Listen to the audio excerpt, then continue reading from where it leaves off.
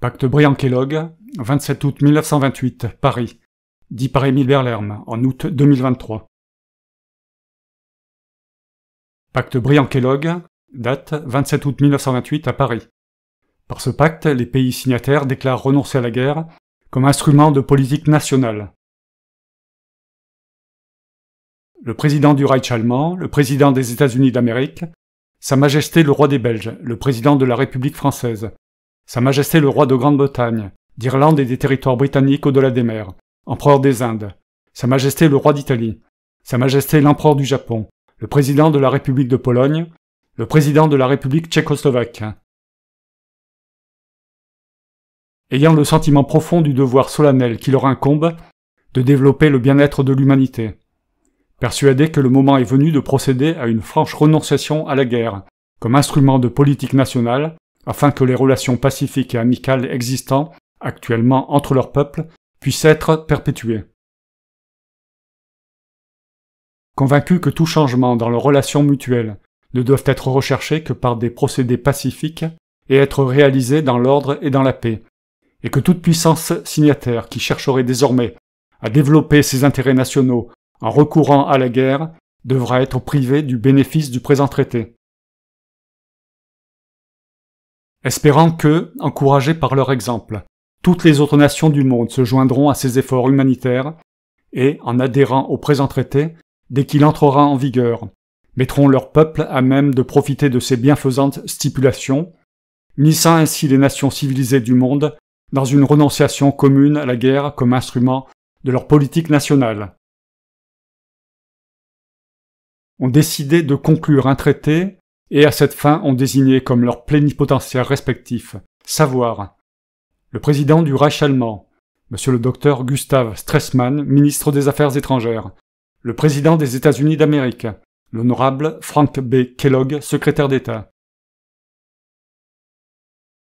Sa Majesté le roi des Belges, monsieur Paul Hymans, ministre des Affaires étrangères, ministre d'État, le président de la République française, monsieur Aristide Briand, ministre des Affaires étrangères, Sa Majesté le roi de Grande-Bretagne, d'Irlande et des territoires britanniques au-delà des mers, empereur des Indes. Pour la Grande-Bretagne et l'Irlande du Nord et toutes les parties de l'Empire britannique qui ne sont pas individuellement membres de la Société des Nations, le très honorable Lord Cushenden, chancelier du duché de Lancastre, secrétaire d'État pour les affaires étrangères par intérim. Pour le Dominium du Canada, le très honorable William Lyon Mackenzie King, Premier ministre et ministre des Affaires extérieures. Pour le Commonwealth d'Australie, l'honorable Alexander John McLachlan, membre du Conseil exécutif fédéral.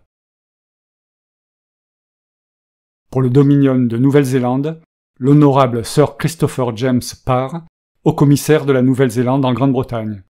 Pour l'Union de l'Afrique du Sud, l'honorable Jacobus Stephanus Smith, haut-commissaire de l'Union de l'Afrique du Sud en Grande-Bretagne.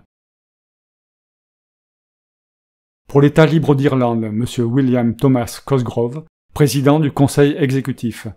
Pour l'Inde, le très honorable Lord Cushenden, chancelier du duché de Lancastre, secrétaire d'État pour les affaires étrangères par intérim. Sa Majesté le roi d'Italie, le comte Gaetano Manzoni, son ambassadeur extraordinaire et plénipotentiaire à Paris. Sa Majesté l'empereur du Japon, le comte Uchida, conseiller privé. Le président de la République de Pologne, M. August Zaleski, ministre des Affaires étrangères. Le président de la République tchécoslovaque, M. le docteur Edouard Benz, ministre des Affaires étrangères. Article 1er. Les hautes parties contractantes déclarent solennellement, au nom de leurs peuples respectifs, qu'elles condamnent le recours à la guerre pour le règlement des différends internationaux et y renoncent en tant qu'instrument de politique nationale dans leurs relations mutuelles. Article 2. Les hautes parties contractantes reconnaissent que le règlement de tous les différends ou conflits, de quelque nature ou de quelque origine qu'ils puissent être, qui pourront surgir entre elles, ne devra jamais être recherché que par des moyens pacifiques. Article 3. Le présent traité sera ratifié par les hautes parties contractantes, désignées dans le préambule conformément aux exigences de leurs constitutions respectives, et il prendra effet entre elles dès que tous les instruments de ratification auront été déposés à Washington. Le présent traité, lorsqu'il aura été mis en vigueur, ainsi qu'il est prévu au paragraphe précédent, restera ouvert aussi longtemps qu'il sera nécessaire pour l'adhésion de toutes les autres puissances du monde. Chaque instrument établissant l'adhésion d'une puissance sera déposé à Washington et le traité, immédiatement après ce dépôt, entrera en vigueur entre la puissance donnant ainsi son adhésion et les autres puissances contractantes.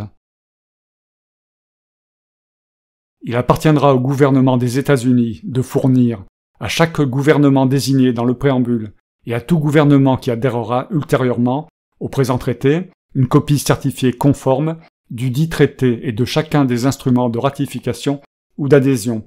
Il appartiendra également au gouvernement des États-Unis de notifier télégraphiquement au dit gouvernement chaque instrument de ratification ou d'adhésion immédiatement après le dépôt. En foi de quoi, les plénipotentiaires respectifs ont signé le présent traité, établi en langue française et en langue anglaise, les deux textes ayant force égale et y ont apposé leur cachet. Fait à Paris le 27 août 1928. Gustave Stresemann, Frank B. Kellogg, Paul Emmons, Aristide Briand, Cushenden. W.L. Mackenzie King, A.J. McLachlan, C.J. Parr, J.S. Smith, Liam T. McCosger. Cushenden, G. Manzoni, Uchida, Auguste Zaleski, Dr. Edward Benz. Fin dit par Émile Berlerme.